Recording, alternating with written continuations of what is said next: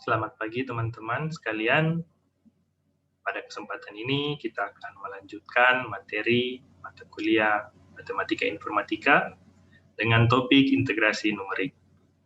Oke, saya coba share screen dulu. Ya, materi kita pagi ini adalah mengenai integrasi numerik. Di dalam integrasi numerik ini ada 4 metode yang akan kita pelajari, yaitu yang pertama metode integrasi numerik Riemann, yang kedua adalah metode integrasi numerik trapezoida, yang ketiga adalah metode integrasi numerik Simpson, dan yang keempat adalah metode integrasi numerik Gauss. Ya, sebelum kita lebih lanjut mengenai keempat metode yang tadi, kita review singkat mengenai integral. Ya, di mana yang kita tahu integral itu digunakan untuk menghitung luas daerah yang dibatasi oleh fungsi y sama dengan fx dan sumbu x. Nah, jadi kalau kita lihat pada gambar yang ada di samping itu, nah itu ada suatu fungsi, yaitu fungsi y sama dengan x pangkat 2 dengan range antara di titik 0 dan sampai di titik 1. Nah, luas daerah yang dibatasi oleh fungsi y sama dengan x pangkat 2 dari 0 sampai 1 itu seperti yang kita lihat ada arsiran yang warna merah muda. Nah, itu adalah luas daerah yang dibatasi oleh fungsi y sama dengan x kuadrat. Oke, mari kita hitung berapa luas daerah yang dibatasi oleh fungsi y sama dengan x pangkat 2. Nah, ini adalah integral tipe yang eksak ya. Dari sini ada integral 0 hingga 1 fungsi x kuadrat dx. Nah, itu hasilnya adalah sepertiga x pangkat 3. Nah, itu ada range-nya dari 1 dan dari 0 dan 1. Kita masukkan ke dalam hasil integral tersebut sehingga menghasilkan suatu nilai yaitu 1/3. Jadi luas daerah yang dibatasi oleh fungsi y sama dengan x kuadrat antara x sama dengan 0 sampai x sama dengan 1, itu luas daerahnya adalah 1/3. Oke, kita akan masuk ke metode yang pertama, yaitu metode integral Riemann. Nah, dalam metode integral Riemann ini, konsep dasarnya adalah seperti ini. Ya, jadi, setiap dalam range ini, jadi dia kan range dari 0 hingga 1. Dari range dari 0 hingga 1. Nah, di sini kita bagi, yaitu kita pilah-pilah dari range 0 sampai 1 ini, kalau misalnya contoh yang ada di gambar ini, kita bagi menjadi 10 bagian. Kita bagi menjadi 10 bagian, yaitu dengan jumlah n. N itu sama dengan 10. Nah, untuk H-nya ini, H ini sama dengan dari A ke B. Nah, di sini ada titik A, dan di sini ada titik B. Jadi dia B kurang A dibahagi dengan jumlah N. Sama dengan 1 kurang 0 dibahagi dengan N10. Maka H yang kita gunakan untuk kali ini adalah 0,1. Nah, untuk di sini konsepnya adalah kita menghitung. Jadi kita menghitung luas dari persegi-persegi panjang ini ya. Nah, jadi kita akan menghitung, jadi di sini ada 10 persegi panjang. Jadi kita telah bagi menjadi 10 bagian, dan bagian-bagian itu berbentuk persegi panjang. Nah, pada bagian ini kita akan menghitung berapa luas dari ke 10 persegi panjang tersebut. Nah, makanya di sini ada fungsi sum atau fungsi jumlah ya. Di sini ada fungsi jumlah untuk menjumlahkan ke 10 persegi tersebut. Nah, untuk menghitung persegi tersebut ini, ya berarti kita harus mengalihkan, ini kan ada di sini kan kita bagi range-nya di sini. Nah, yang ini berupa H. Nah, jadi untuk menghitung luas dari persegi panjang tersebut adalah H dikali dengan fx. Fx itu merupakan tinggi. Jadi kita lihat di sini, tinggi dari sini, dari sini titik ini ke titik yang ini di bawah sini, ini adalah tinggi dari si fx tersebut. Nah, jadi kita akan mengalihkan H dengan fx untuk ke-10 persegi yang ada di sini. Nah, jadi pada ini kita akan mengalihkan. Nah, jadi di sini ada rumus untuk metode integral Riemann, yaitu dari A ke B, integral dari A ke B, fx dx sama dengan H, ini sigma dari N, dari I sama dengan 0 hingga ke N, lalu dia fxi. Nah, sekarang kita masukkan dia ke dalam rumus tersebut. Nah, ini ada H. Nah, berapa H-nya? Kita masukkan ke sini. Itu 0,1. Nah, selanjutnya ini adalah kita memasukkan setiap bagian-bagian ini kita masukkan ke dalam fungsi x pangkat 2. Karena ini kita bahagi menjadi setiap bagian itu menjadi 0,1, jadi di titik ini, di titik x1 itu, dia itu bernilai 0,1. Nah, 0,1 dipangkatkan 2, dia akan menghasilkan 0,01. Nah, selanjutnya untuk x2 itu bernilai 0,2. Nah, 0,2 itu dipangkatkan 2 menjadi 0,04. Nah, demikian selanjutnya sampai di x10. Sampai di x10 ketika dia bernilai 1. Itu 1 pangkat 2, yaitu hasilnya 1. Ini kita jumlahkan semua, karena ini merupakan sigma ya. Jadi kita jumlahkan semua. Nah, sehingga kita akan mendapatkan hasil 0,1 dikali dengan jumlah yang tadi, jumlah semua itu, yaitu 3,85. Hasilnya adalah 0,385. Nah, tentunya ada agak sedikit berbeda ya dengan yang tadi ya. Kalau yang tadi kan kita menggunakan integral yang biasa, itu hasil luasnya yang tadi adalah 1/3 atau sama dengan 0,333. Nah, kalau kita lihat di sini, dari perhitungan ini adalah 0,385.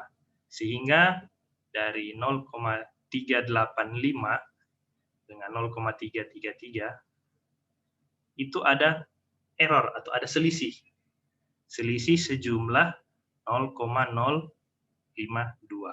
Nah, selisih ini dari mana? Nah, kalau kita lihat di gambar ini. Nah, selisih ini adalah yang ini, yang kelebihan-kelebihan ini. Nah, yang ada kelebihan-kelebihan ini. Nah, itu yang menyebabkan dia ada selisih. Ya, kalau ini terlihat kecil-kecil, tapi kalau kita jumlahkan semua itu, ya tentu selisihnya akan semakin besar. Nah, sebenarnya untuk memperkecil selisih tersebut, kita bisa mengurangkan hanya atau kita menambahkan jumlah n ini. Semakin besar jumlah n ini, maka semakin kecil hanya, maka errornya itu akan semakin lebih kecil. Nah, oke. Ini untuk metode integral Riemann. Jadi dia menggunakan konsep persegi panjang. Jadi untuk fungsi tersebut dibagi-bagi dan lalu dihitung berdasarkan luas persegi panjang tersebut.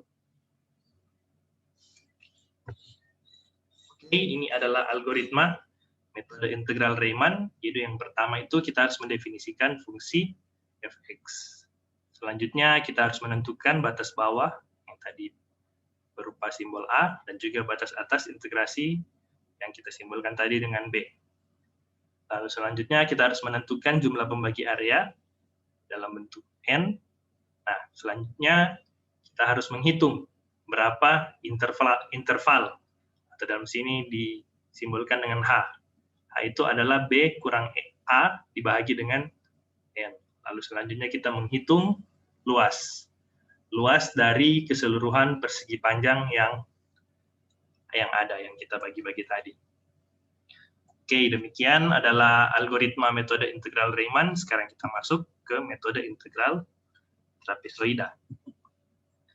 Nah, untuk metode integral trapezoida ini, dia ini kalau yang tadi konsepnya adalah berbentuk yang persegi panjang, sedangkan untuk yang metode ini konsepnya dia berbentuk trapezoid atau trapesium.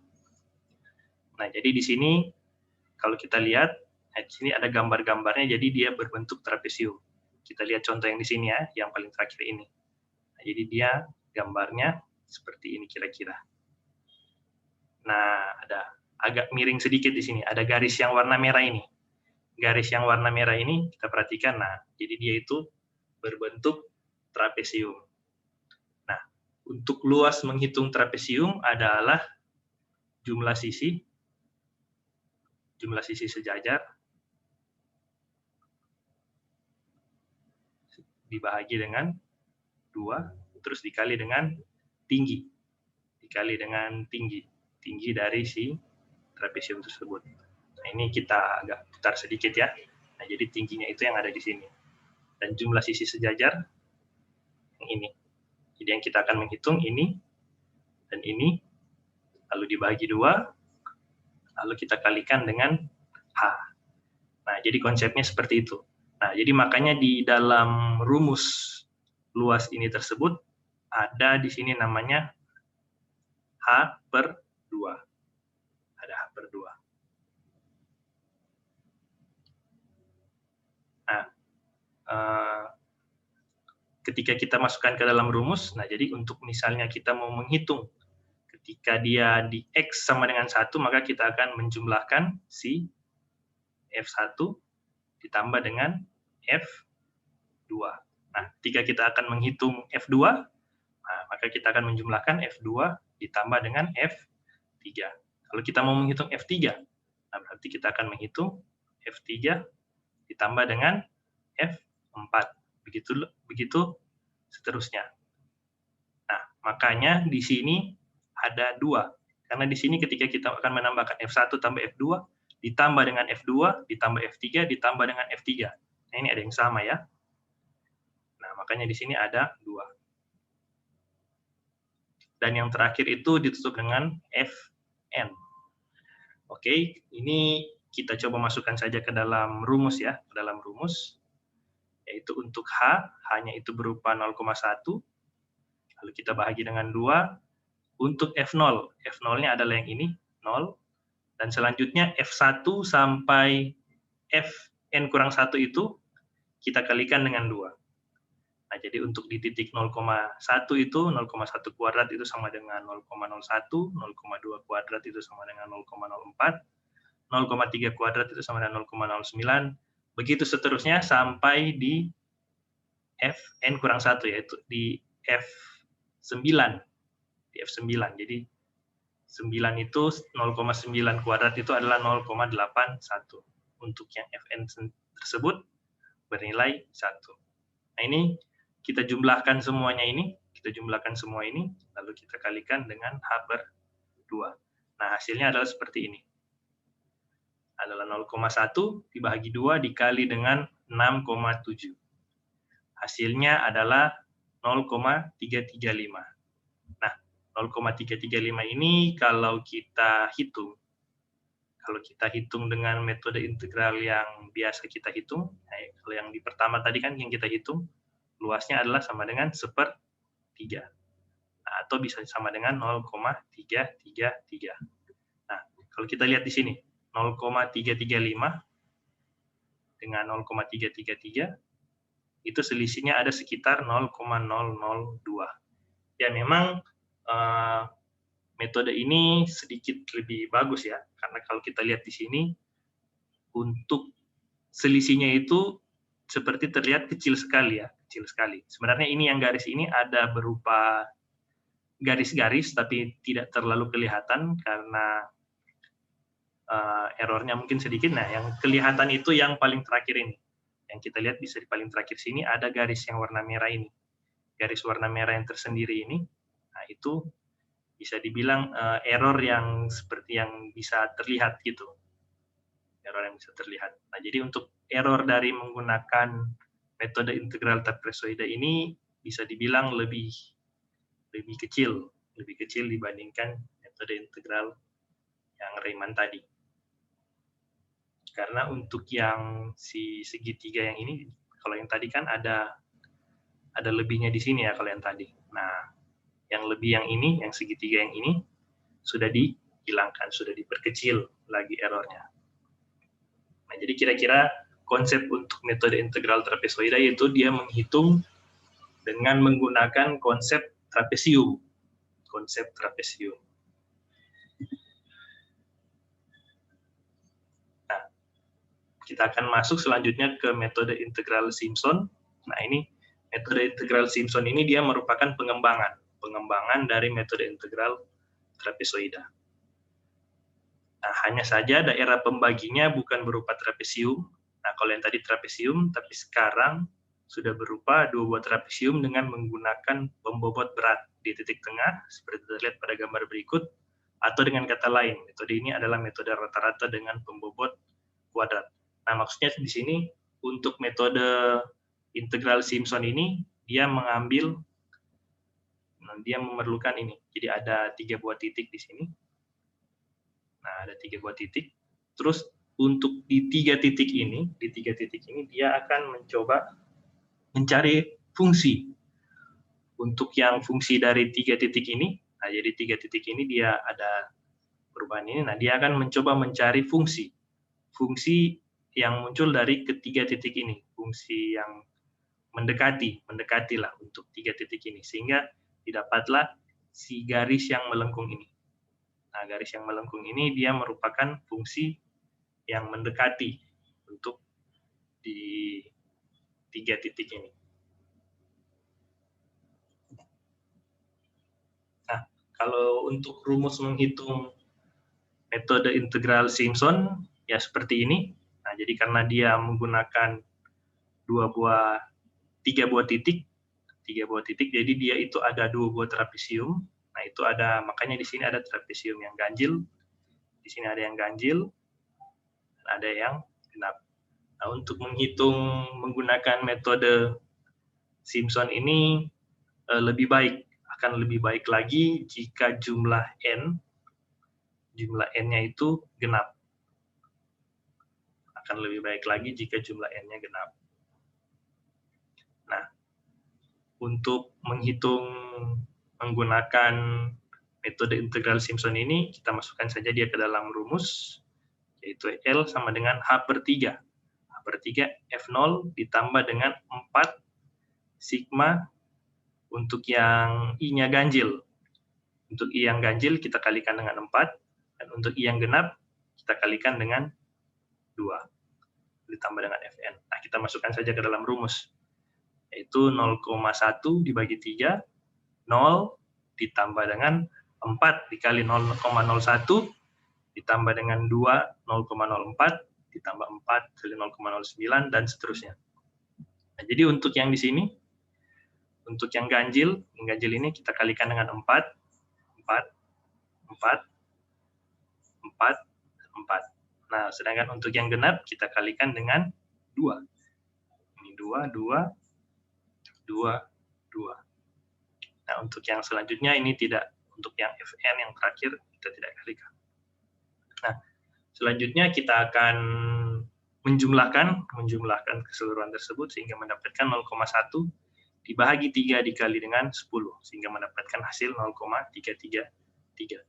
Nah, jadi bisa dibilang untuk metode integral Simpson ini sudah lebih baik karena errornya itu kecil sekali. Bahkan kalau mau kita bandingkan dengan yang fungsi yang awal tadi itu hampir tidak ada. Tapi untuk misalnya yang pangkat sudah yang lebih dari 2, nah itu mungkin akan ada kelihatan tapi mungkin hanya sedikit. Bisa kelihatan tapi mungkin sedikit.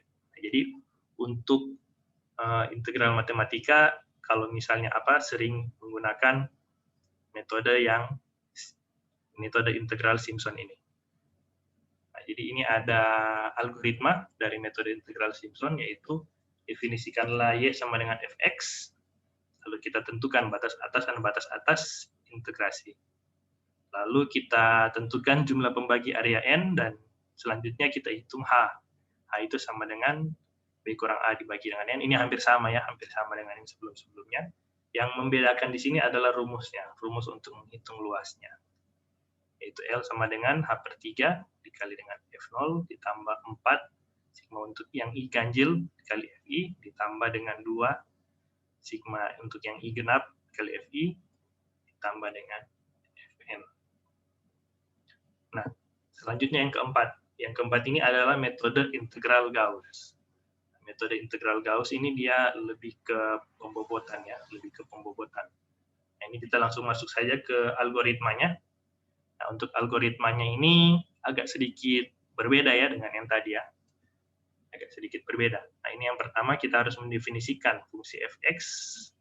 Untuk yang kedua, tentukan batas atas dan batas bawah dan batas atas integrasi, yaitu A dan B.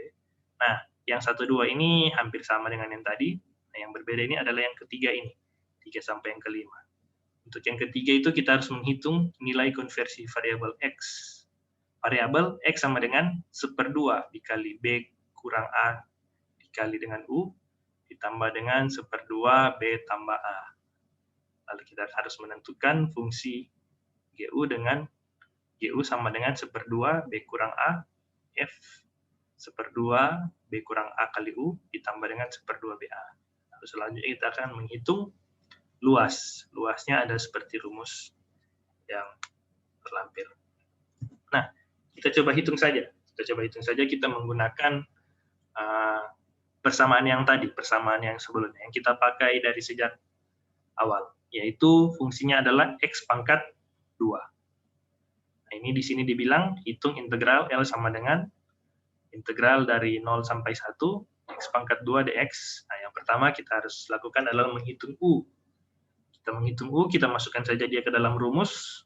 U sama dengan 2X kurang B tambah A per B kurang A sama dengan 2X kurang 1 per 1 atau sama dengan 2X kurang 1. Sehingga kalau kita substitusikan, kalau yang tadi U sama dengan 2X kurang 1, ketika kita harus masukkan dia ke dalam fungsi X dalam bentuk X sama dengan, nah itu X sama dengan 1/2 U tambah 1.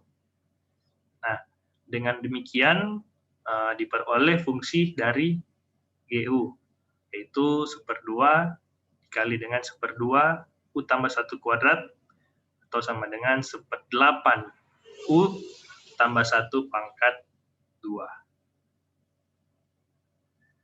Nah, lalu ini ada rumus untuk menghitung luas, dan pada akhirnya kita lihat yang didapat di sini adalah hasilnya adalah 0,3333.